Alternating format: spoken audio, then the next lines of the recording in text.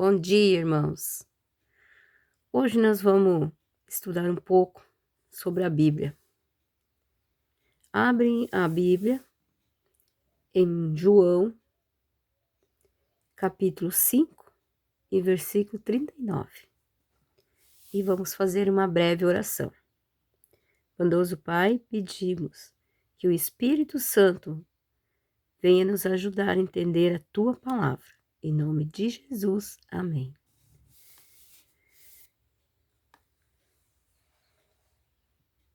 O que são as Escrituras? Jesus chamou os escritos sagrados de sua época de Escrituras, em Mateus 21, versículo 42. Elas também podem ser chamadas de Escrituras da Verdade, em Daniel 10, 21. Palavras de vida, em Atos capítulo 7, versículo 38.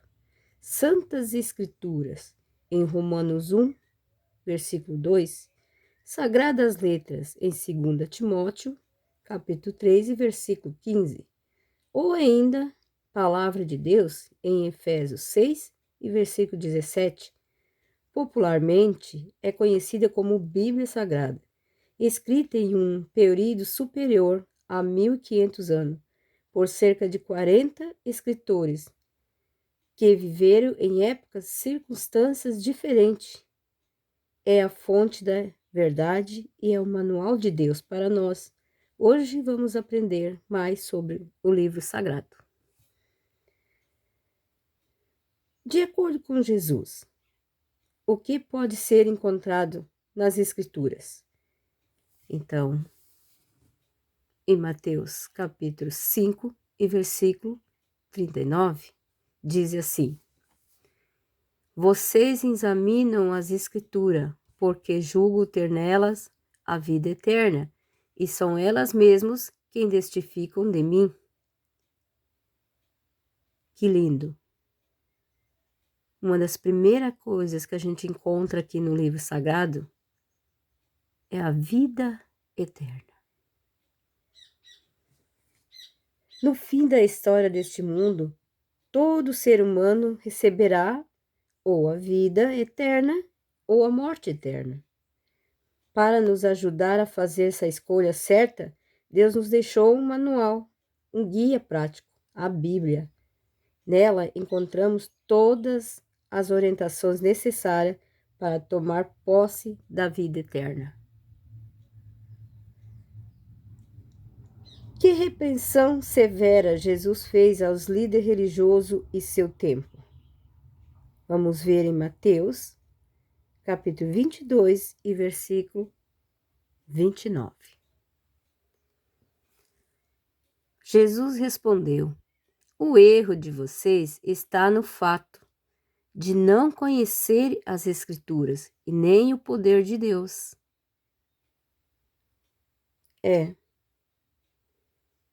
Isso é uma repreensão bem severa que Jesus fez aos líderes, porque eles não conheciam as Escrituras e nem o poder de Deus.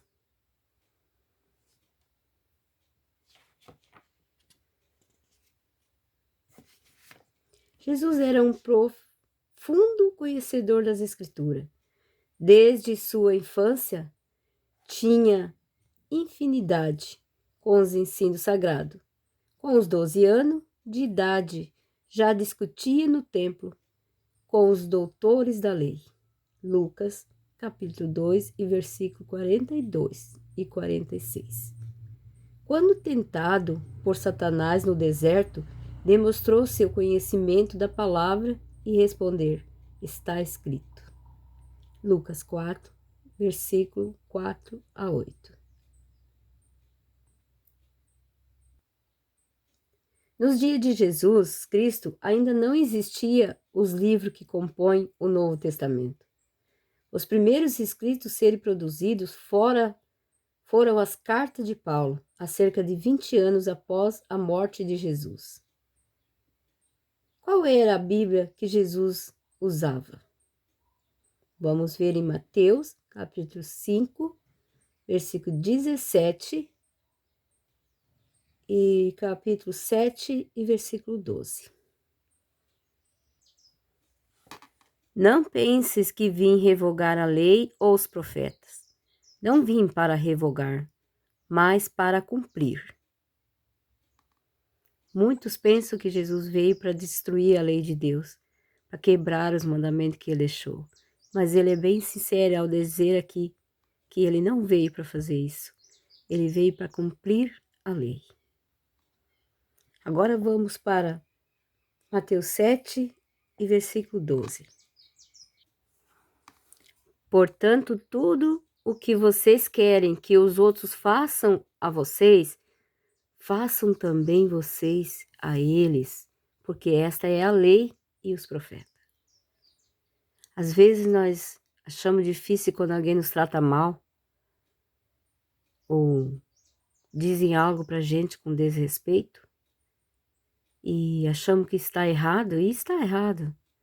Queremos que eles tratem a gente muito bem. Mas já parou para pensar se nós estamos tratando o nosso próximo como nós queremos que eles nos tratem? Isso é uma boa palavra para nós meditar. Se queremos que as pessoas façam bem a nós, tratam nós bem, também teremos que fazer isso com os outros.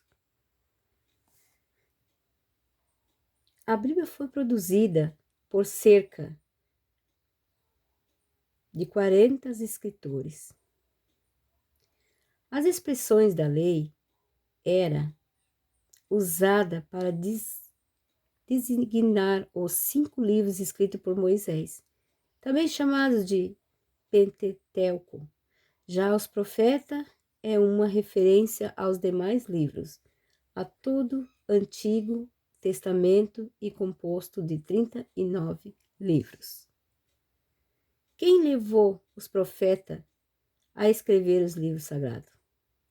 Vamos para 2 Pedro, capítulo 1 e versículo 21. Porque nunca jamais qualquer profecia foi dada por vontade humana. Entretanto, homens falaram da parte de Deus movidos pelo Espírito Santo. Esta é a resposta.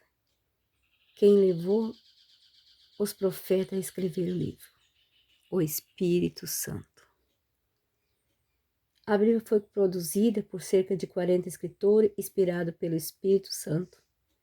Por isso Deus e seu autor foi quem escolheu ou inspirou esses homens santos para registrarem as histórias, ensinos, conselhos que deveriam ser preservados para as gerações futuras. Ele não só inspirou os profetas, Jesus disse que ele também nos conduziria a toda a verdade.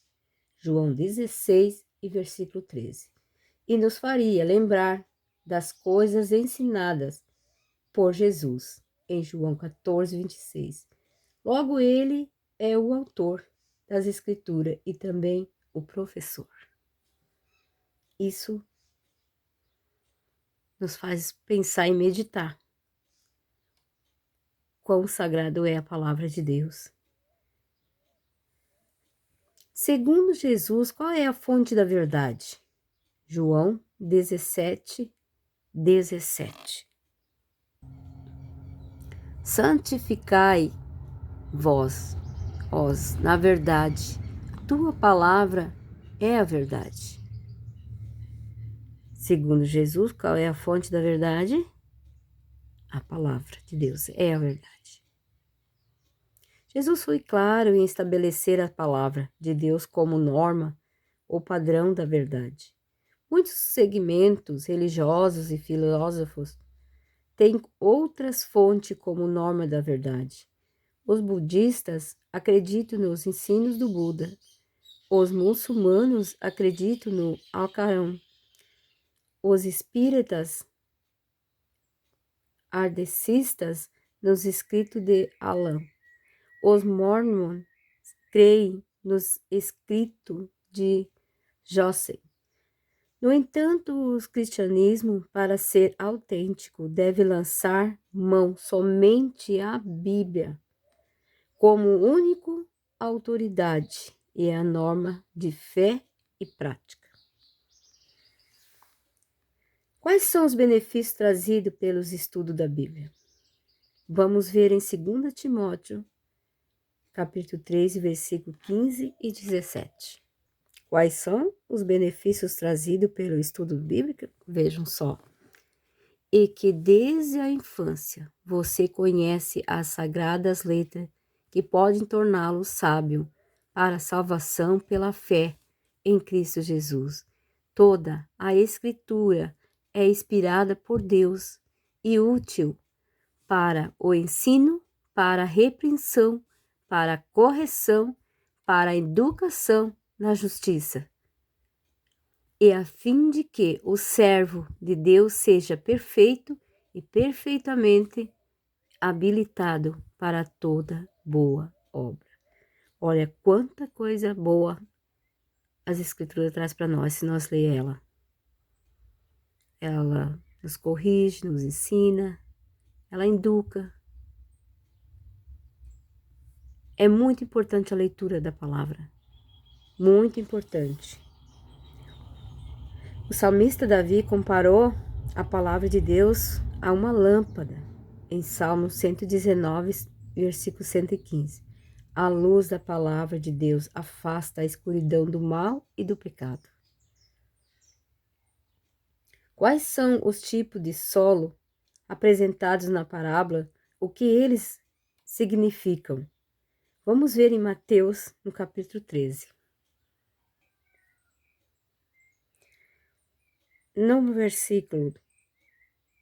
No capítulo 13 de Mateus, nós vamos ler o versículo 4 e depois o 19. E ao semear, uma parte caiu à beira do caminho, e vindo as aves a comerem. A semente foi semeada, mas as aves comeram. Agora vamos ver o que tem essa resposta aqui para nós.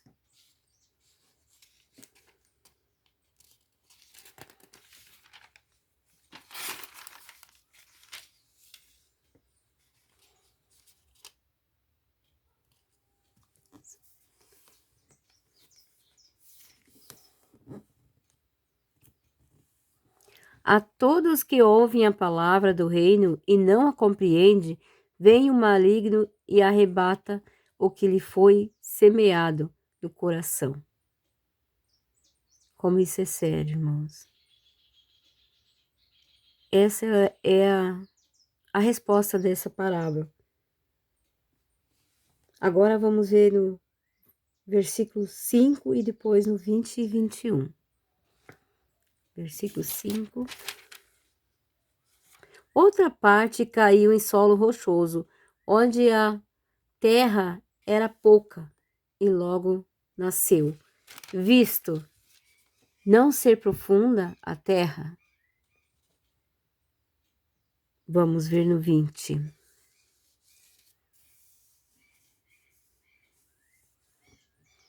O que foi semeado em solo rochoso é o que ouve a palavra e logo a recebe com alegria. Mas ele não tem raiz em si mesmo, sendo de pouca duração. Quando chega a angústia ou a perseguição por causa da palavra, logo ele se escandaliza. Podemos ver também o versículo 7 e depois no 22.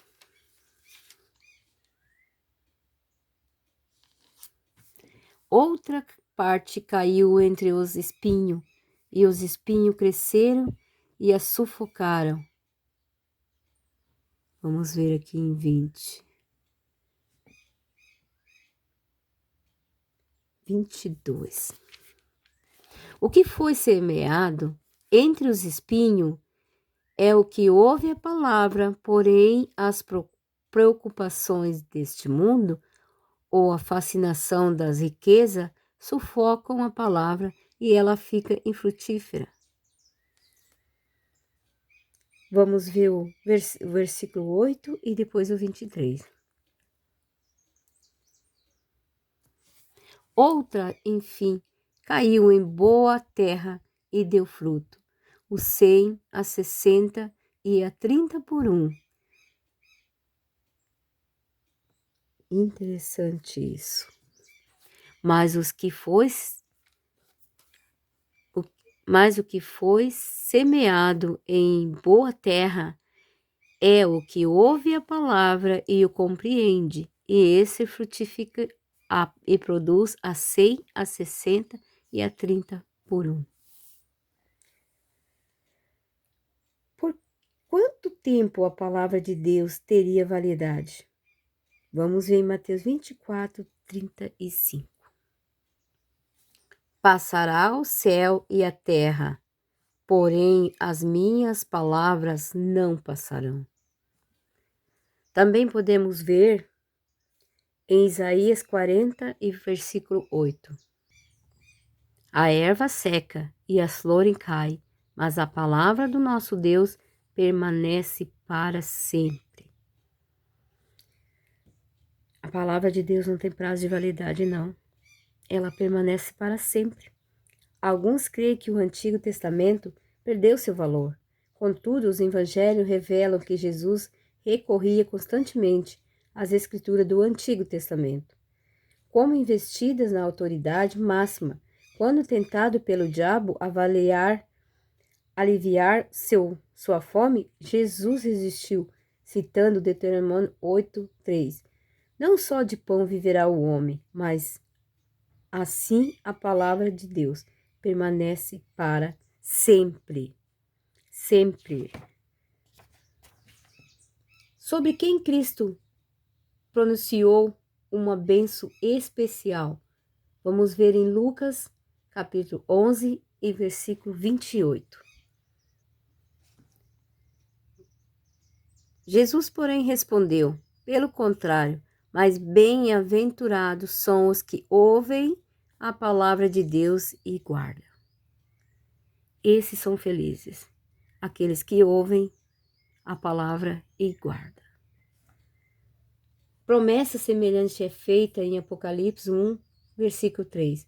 Bem-aventurados aqueles que leem e aqueles que ouvem a palavra da profecia e guardam as coisas dela escrita.